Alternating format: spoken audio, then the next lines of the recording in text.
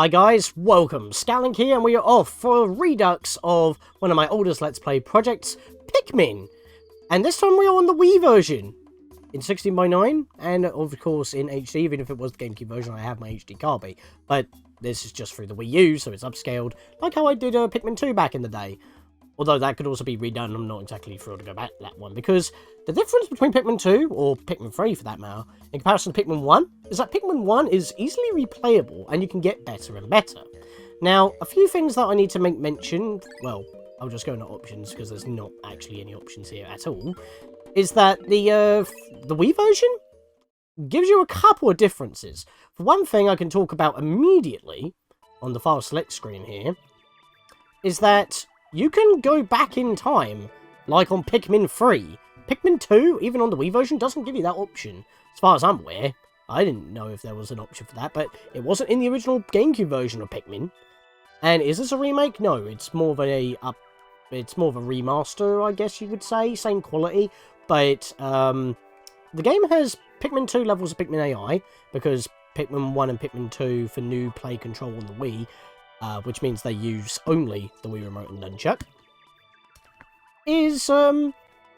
it just gives you better control. One of the other things is that it gives you slightly more reach while chucking your Pikmin. But the caveat is that in the original Pikmin, you were given about 18-19 minutes per day. Yeah, that's down to what we're used to, 15 minutes per day. So, we've got a little bit less time, but can we still do better than the GameCube version with the better Pikmin AI? Even though they can still be a little bit silly. Let's find out.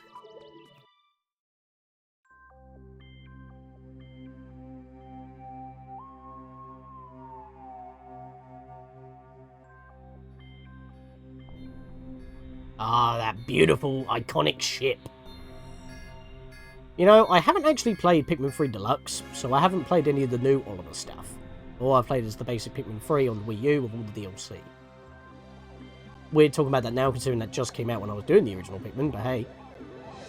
Ah! We're going down!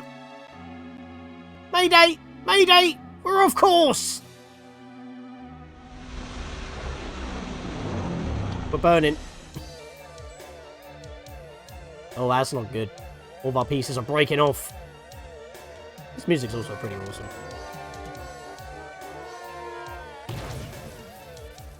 Oh dear. The impact site.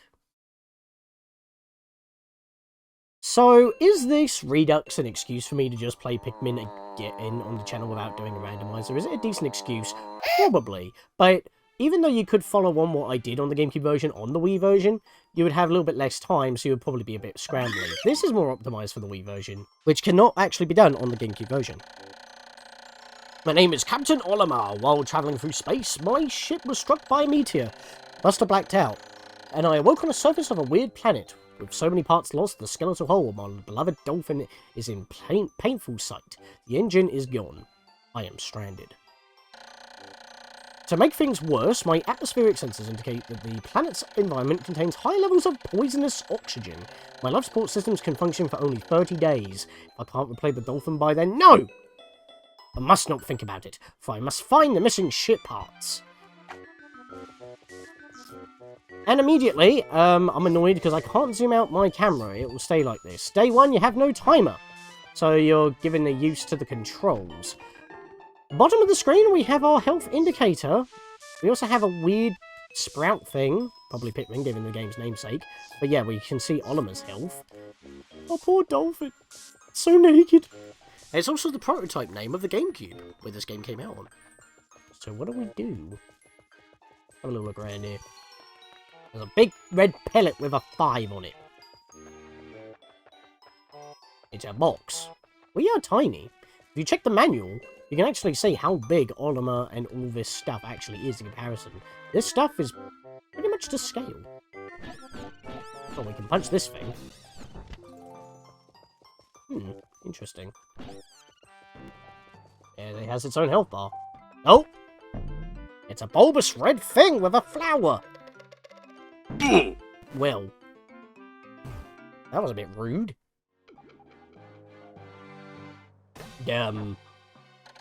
It spat out a leaf. A strange thing has appeared before me. I had barely begun my search when it reared up as if it were waiting for me. It then dropped a single seed. What is it? Is it alive? Is it a machine? It resembles a vegetable from my home planet that we call an onion. I shall call this an onion too. Yeah, kind of weird how this kind of looks like Earth. A very microscopic, like, well, I say microscopic, macroscopic, tiny scale. And yet, that looks nothing like an onion. A bit weird that, isn't it? See that the onion dropped, took root in the soil, and is now producing an adorable little sprout. This sprout emits a strange light, and it sways back and forth without the benefit of wind. I can't help but think it's calling out to me. I am compelled. I must approach it and pick it up. Yeah. It's Steve! You know who it is. As if I haven't made that joke previously. Extraordinary! When I plucked the sprout, it turned into a living creature, not a plant. Picking it has done no visible damage, it just stands there. Menacingly! Its shape is similar to the Pick brand carrots that I love so much. I believe I shall call it a Pikmin. I am now a discovery man, and not a delivery man. And here I am, stranded on a toxic planet, fighting to survive, and yet I'm intrigued. I must research this fascinating creature. I'll try to grab it, then throw it in a direction I point. I will call for it in my side with my whistle. Perhaps it will react to commands while I'm pointing.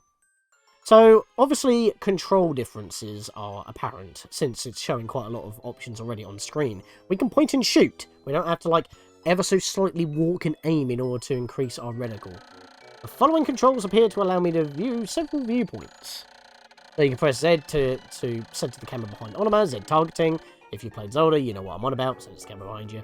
Left and right on the D-pad to zoom in and zoom out. Well, I think it just cycles between zooming in and zoom out. Yeah, left and right. Just cycle through the zooms. You can't go left, down, up, right is up, sort of thing. You know what I mean. Basically, if you need to zoom in, whatever you prefer being left-handed or right-handed, it's easier for you. Symmetrical. And obviously up to change perspective, mostly to have an bird's eye perspective, which I tend to use quite a lot in this version of Pikmin. I must survive. I need to familiarize myself with these controls and my surroundings. So, the pointer. This is our pointer, our reticle. Now, sorry if it's a little bit jittery, but that's just how it is.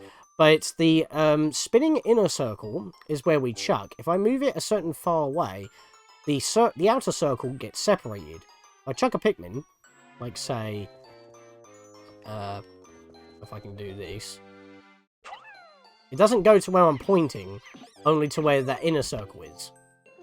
Also, by the way, if I headshotted that pellet posy, it would have dropped the pellet immediately. And unlike in Pikmin 1 on the GameCube, where they run back to your side and you have to chuck them again to pick up the pellet, they'll pick up the pellet immediately after they knock it down. But if there's multiple pellet posies, they will ignore it until all of them are knocked out, and then they'll go for the latest one they knocked out. It's kind of dumb. So, trade-offs, I guess. Astonishing! The onion has sown more seeds. The small red pellet the Pikmin had harvested after cutting down a flower appears to be some type of food that propagate more Pikmin. The onion seems to be some sort of incubator. Needless to say, I must study this life form more. So yeah, we got 2 pellets to that instead of 1. Matching the pellet will give us a little bit of an extra boost to Pikmin. If it doesn't match, it may be even to what the value is, or it may be a little bit less. Yes, there are more types of Pikmin, if that wasn't obvious enough. You can see on the box, we get yellow and blue Pikmin as well. Are there any more to discover? We'll have to find that out later. Also, I think the plants take just as long to sprout as they normally do in the GameCube version, despite the lesser time that we have, but that won't impact us until after day 1. But yeah, so this outer circle, if I press the B button, our whistle originates from that point. So I could toss a Pikmin over here, and it could be out of my throwing range, but I can still call them from that point, which is really helpful. Especially considering that wherever you could go furthest with your reticle in the GameCube version, that was it. That's where you throw at max, that's where you call at max. Also, you can do that to call at a very wide radius, because you wouldn't be able to do that normally, because you would have to, you know, move along with, like I'm trying to emulate right here, like keep the reticle in front of Olly Murs here. That's what you would have to do in the GameCube version. So, even though you have a little bit less time than the original, on GameCube, you have a little bit more ease on doing things because you can just be so quick about it. Should have probably let these Pikmin do that later. Also, please stop standing there looking at the food. It's a little bit annoying. If I was a little bit further away from the onion, they would go dim, and they wouldn't return to me immediately, but therefore I could actually call them, and they would return immediately instead of staring at the food as it goes in the onion. Into the beam of light, getting abducted. Is there a pellet up here? No, that's later on. So a pellet up this one. I could zoom out the camera, but if there is something here, we've got to do it. We're not under a time constraint at the moment, so it's fine. A slight jittering can also be a little bit annoying. Get all these Pikmin out of the ground. Mash the A button to do it quicker. Olly Murs would actually tell you this later on, but it's just a lot easier than trying to pluck them up one at a time. Just mash the A button, and there you go. So if they're surrounded underneath an onion, or if they're in close proximity to one another, he will go to each one and chain Pikmin grabbing. If not, though, you got to pretty much work for it. We've got a 10 on this box. It requires 10 to move, so let's go do that. Just toss everybody on it. While we wait for these sprouts to sprout. Yeah, it seems to fit nice and neat in that little slot there, making a bridge. Hopefully we're not too heavy to make it impound. The Pikmin are as curious as children. They form groups to perform tasks that would be impossible for an individual. A glimmer of hope has begun to shine in my heart. If I can make use of their skills, perhaps I can fix my ship. I shall sum up all that I've learned of Pikmin conduct. Approach and pick up the sprouts. Grab Pikmin and release to throw. Press my whistle to call them. Command and dismiss. Up and down to point and command and control the group. Press Z to center the camera and control perspective. I shall record all this in my computer and access with the plus button. Well, that's a bit of an empty screen, isn't it? So, details on the left. We have Pikmin following Olly Murs. We also have Pikmin in the onions. We've only got red so far. Looks like there's a bit of space for others. 3, 14. That means that the Pikmin are just not with us or doing anything. That could be idle, doing a task or not doing a task, as well as Pikmin planted. Since we've chucked all of our Pikmin onto the box, they push that, they're idle, as well as the ones that are in the ground. We also see that we have 30 ship parts to find. We've got a work cut out for us. We've got a work cut out for us. And on this screen, we actually have all of our controls, so if you are a little bit confused on what you can and cannot do, it's all here, and it shows you exactly where to press it on both controllers. Before we continue, let's grab all these guys. I think that was it, just the two. Yeah, it was a single pellet. Let me zoom out the camera quite a bit here and go... Okay, so that's fine. Keep an eye on our surroundings. Now remember, you're not going to be able to have all the time in the world. We are going to be having a time limit, as I've mentioned already. That's just so you are prepared, because the first 2 days are actually kind of awkward for what I want to do. You can do it if it goes well, but if I get a bit unlucky, it kind of cocks me up. I think that's all the food that we can get right now. Nothing beyond there except for what's there, over there in that clam. It's like some sort of antenna. Is that a ship piece? Unfortunately, we can't break this wall. It sounds like metal when they're whacking it. Maybe that's the sound of Lance whacking rock? I don't know. It's reinforced. It's rock, so we can't actually damage it, which is kind of a problem. If we can find weaker walls, we might be able to damage them, but we have no way on getting through there for now. So we want to grab all this food. The reason being is that if we come over here with the Pikmin that we have... How convenient! A ship piece just sitting here as close as possible. Amazing, there's no mistaking it. It's the ship's engine. It rests before my very eyes. By a stroke of pure luck. Or by game design. I have already stumbled on the most important piece of my damaged craft. Fate has smiled upon thee. How would I get back to the dolphin? Well, if we order our Pikmin to walk into it, or, you know, dismiss if they're close enough, I like to order them and dismiss by just tapping the C button, we need 20 Pikmin. If you grab all the food in this level, you can get a maximum of 25 reds, and that is what you want, no less. When many Pikmin seeds sprout at once, I find it rather tedious to pluck them from the ground individually. My wife always told me that there's no good at routine tasks. I guess I'll try to get it all done at once by repeatedly plucking until I pluck all the Pikmin from the ground. I've noticed that when I add Pikmin to my group, they become filled with excitement and flushed with bright colour. At other times, they revert to a paler hue and give off a dim glow. Paying close attention to these differences is bound to help me distinguish between Pikmin. So yeah, you've already seen them when they go a bit pale. That's mainly because they stopped doing a task, or they've been tossed and they don't know what to do. They've gone idle. So, but they go to a pale, and it's a lot noticeable in this version to know what kind of Pikmin has gone pale. So if I toss this, their leaves give a glow. Notice that it's red. In Pikmin 1 and the GameCube version, that didn't happen. You just didn't know what Pikmin were what unless you looked incredibly carefully.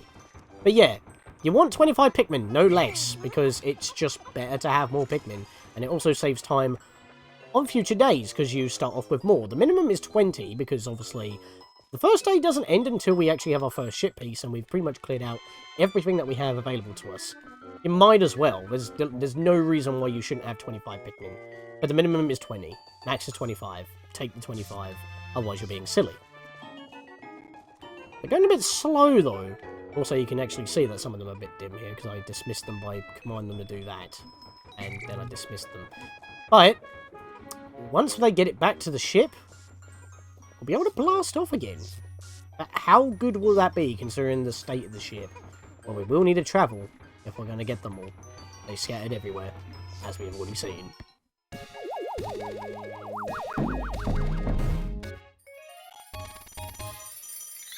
Huzzah!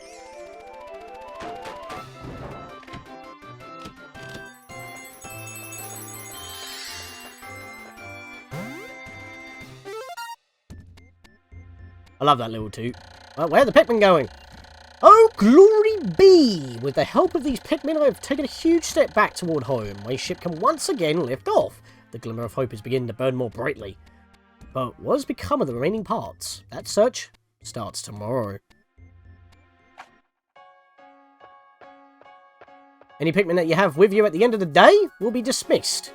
Any Pikmin that are underneath their onions will also return to their onions at the end of the day. Make sure you don't have any Pikmin lying around out of base when it hits nighttime, or you'll regret it.